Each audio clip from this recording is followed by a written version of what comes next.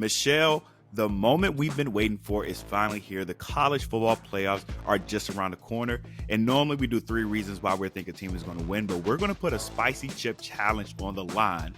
And to start things off, we're going to do a coin flip to see who is going to pick the winner of this game.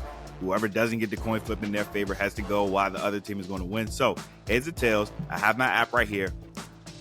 Pick your coin in 3, 2, 1. Heads.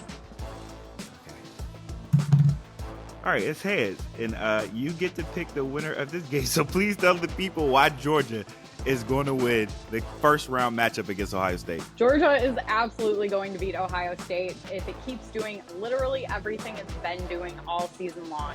It's got to keep that tough defense and force Ohio State and CJ Stroud and that offense to scramble and make poor decisions, make bad passes, fumble the ball, those types of things, and then Georgia can really capitalize. Georgia's defense is unstoppable. It's got to keep the ball out of the hands of Marvin Harrison Jr., who's one of the best wide receivers we've seen this season.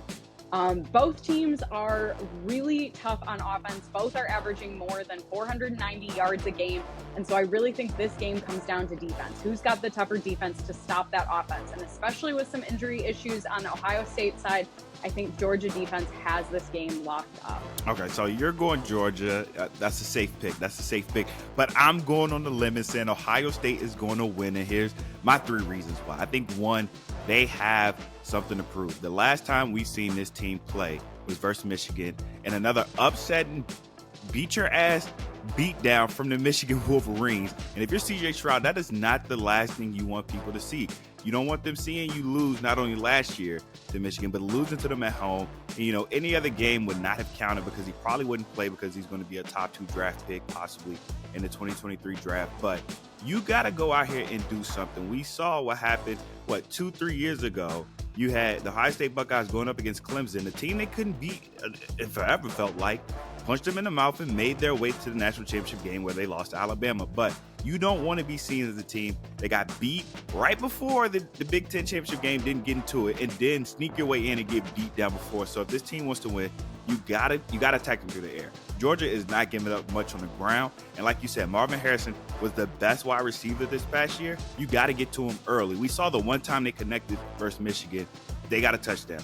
Then he went quiet. So if they can get him going, and while they got injuries and players not playing, if they can open up this offense through the air, I think they can attack them on the ground, even though you could barely get scraps against this Georgia defense. So if they can attack early and often through the air, open it up for the run game, and tackle. We saw a missed tackle basically change the momentum versus Michigan. So if Ohio State wants to win, which I'm happy to pick, those are the things they have to do. I 100% agree. I think if Ohio State gets into an early deficit, and maybe it's a big deficit, there's no way the Buckeyes can come back from that.